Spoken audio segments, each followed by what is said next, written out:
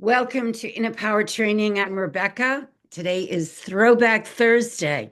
If you've been watching my videos, you know that I'm a metaphysical junkie. And today I'm going to share with you a really big insight that I've had about time. Does it exist? Can you slow it down? Can you speed it up? Can you collapse it? Can you use it to help you manifest what you desire? I'm going to go into that more deeply. I wrote these two books, The Secrets of Manifesting and A Practical Guide, and The Secrets of Manifesting Mastery. They're both on Amazon, and you can go to my website and find them, rebeccatripp.com. But, one of my favorite teachers, I have quite a few that I've studied in depth.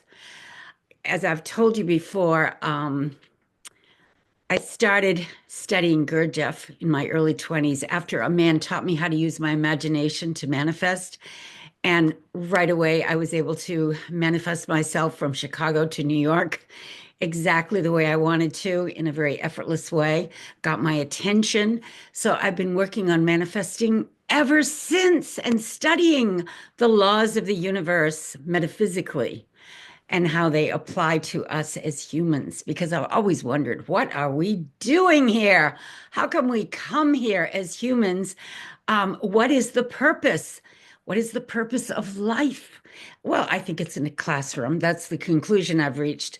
One of my favorite teachers, I've told you, was Neville Goddard. Gurdjieff started me off with realizing you can watch your thoughts. You can become the observer. And I used a lot of his techniques to get rid of that swing of the pendulum where you're high if things are going well out there in the 3D world, and then you're low if they're not going so well in the 3D world. Better to find that center where you're balanced. You have equanimity and none of it moves you, and you become an observer. It's a process. It doesn't happen overnight. I mean, you can have a spiritual awakening overnight in an instant. Many people have done that. The mystics talk about it in their writings.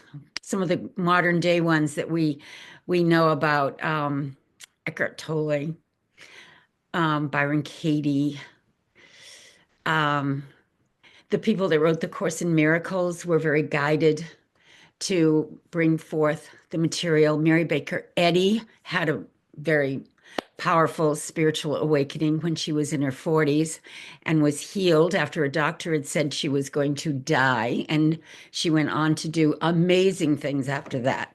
That's what happens many times. People wake up to this other reality and they start to do amazing things, which is pretty exciting because you become like a whole new person. You're more of yourself, you're more authentic. You've found your real self, which was kind of blocked off and hidden from you before you have that awakening happen to you. But once you wake up, everything shifts. It all shifts. And it's like building up an escrow account because the more you demonstrate that matter isn't real, the real and eternal is the inner world, the spiritual dimension, and you can have control over the material world because it is a reflection of your inner world. And if you don't like what you're seeing in your outer world, you can always change your perception. Now, let me talk to you about time a little bit. I was recently listening to this Neville Goddard lecture where he was explaining how time is very interesting. He had an experience one time. He was sitting in a restaurant and all of a sudden time stood still. The gal that was working as a waitress just stopped moving. Everything stopped moving. Like it became a still frame. And then it started moving again. I've heard other people have this experience where everything just stops. And then a little bit later, it starts up again. It doesn't stop for a long time, but it will stop. You can stop time for some reason. Well, I don't know if you've ever had an accident where time slowed down, But that's an also very interesting phenomenon that happened to me when my Volkswagen Jetta went head on after hydroplaning into a pickup truck, and everything turned into slow motion. I did not have a seatbelt on, but everything slowed way down. And I had time to think about what I thought about instantaneously. The first thing I thought was, oh, I wish I'd fastened my seatbelt, but I hadn't. I hit the window with my head, the windshield with my head, broke it. There was actually, my head didn't go through the window, but it cracked it enough where there was a big dent there. The steering wheel collapsed under my chest. But I had built up an escrow account in my consciousness, and I totally had faith that I could override an accident because in my belief system, there are no accidents. And that came into my consciousness immediately. There are no accidents. I am one with this higher intelligence, which is divine love, and it's all good. I actually mentally was able to go there. Now, as the time was slowing down, it gave me time to think this thought because probably if a camera had taken a video of what the accident, it would have happened in an instant, really quick.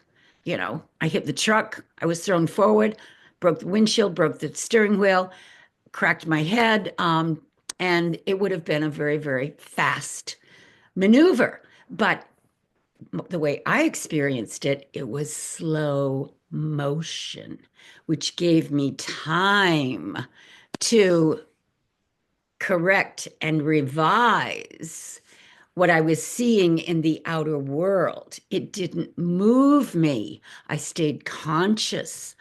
I realized that I had had an accident, but I wasn't fearful. I wasn't frightened. Um, it was a little alarming, of course, because I realized the car was demolished. Basically, it was the engine had dropped down, and the car, when I went back to the junkyard and looked at it, looked like an accordion. Now, I like the way Neville Goddard tunes in on this. He says that, if you have a prophetic dream or an intuition about something that's going to happen in the future, you can revise it and change your future. You can also revise your past. And it's because you might think of it like you're reading a page in a book. All right, the page in the book has already been written by the author. The thought is there that he or she was desiring to put on paper and transmit. So when you get to the top and you read it word by word by word, just like when time slows down, you see frame after frame after frame after frame. It's almost like a moving picture that you can slow down and you see each frame, just like you see each word on the page of a book. By the time you get to the bottom of the page, you have learned what message was being conveyed by the author and you give your interpretation to it. Now, if you want to rearrange the words, you can do that and get a whole different interpretation. So, when you have an accident and time slows down, you have time to rearrange the outcome. And that's what I did. My outcome, because of the way I'm programmed and the way I've trained myself to think, is always positive. There are no accidents. So, as I slowed the movie down and I had time to think clearly, quickly, but clearly, that there are no accidents, and I kept my thought in a place where I was above it. I wasn't down into the accident. In fact, it wasn't until I went back to the junkyard that I actually saw how devastated the car was. And the man at the junkyard said, "You mean you're alive?" He was shocked that I hadn't really hurt myself. And I didn't. I went to the hospital. I really had no other choice. The ambulance showed up after the policeman arrived and called the ambulance. And I went to a hospital nearby where they x-rayed me from head to toe. And then I still remember this young doctor coming into the ER after the x-rays. He looked in my eyes and he said, "You didn't even crack a bone." Now, I know that the policeman who came into the hospital room to give me a ticket because I had hydroplaned across the line into the pickup truck had described the event, I'm sure, to the doctor. They knew exactly what had happened. Um, and they knew I had no seatbelt on and had broken the windshield and everything. And I could tell afterwards when I reflected on it, he was really visibly shocked, the doctor, that I hadn't even cracked a bone. I broke the windshield with this piece of my head right here. And I remember the blood dripped, one thing of blood dripped right down to above my eyebrow. Didn't go any further. That was it. It didn't need stitches or anything. That was the only laceration I had with the accident. But I think Neville really hit on something when he said, just like reading the page of a book, word by word by word, what we're doing as we experience the 3D world, because, when you get into how light comes into your eyes, it's inverted. Your brain processes it. What you're seeing is your interpretation of the 3D world. So you really do have room to interpret it however you so choose, depending upon your belief system. If you have a strong belief system that you are a powerful, eternal, superhuman being with supernatural powers, and you've studied and relied on yourself to be able to manifest some of these supernatural powers when you need them, and you've had demonstrations that you actually can do things, you are building up that escrow account all the time, making yourself stronger and stronger and stronger in your inner world, because your outer world is just a waking dream. Many of the mystics have explained it like that. And it makes sense to me that it's always changing, it's transitory, it's not the real deal, which we take with us when we transition and was with us before we were even born, is the eternal spiritual dimension. And if you've ever tapped into it at all, you know what I'm talking about. There is a spiritual dimension. That's why people have out of body experiences, near death experiences.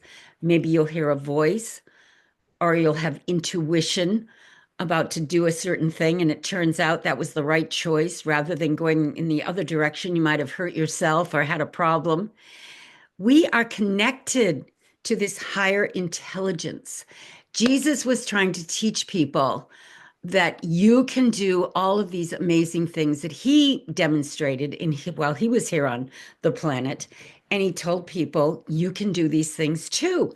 And you'll even be able to do more things. But, a lot of people just don't take that to heart.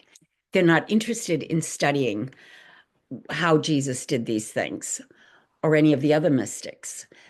They're just too caught up in the three-dimensional world. But I'll tell you, if you have an accident that can come upon suddenly, I don't wish that on anyone, but that's how it happened for me. It was a very sudden thing when I had that head-on collision. I needed to be able to go to that place where there is nothing but peace, love, tranquility, and a solution. No problem, no accident. And I was able to make that leap when I needed to go to that place. And the outcome was okay. I didn't suffer any kind of long lasting problems or, damage to my body. Even though I did have to go to the hospital, they never gave me any kind of transfusions or anything like that. Even though the doctor started telling me, oh, your blood pressure is really low. If it stays low like that, we're going to have to give you a transfusion. Well, my blood pressure is never high. It's always normal to low.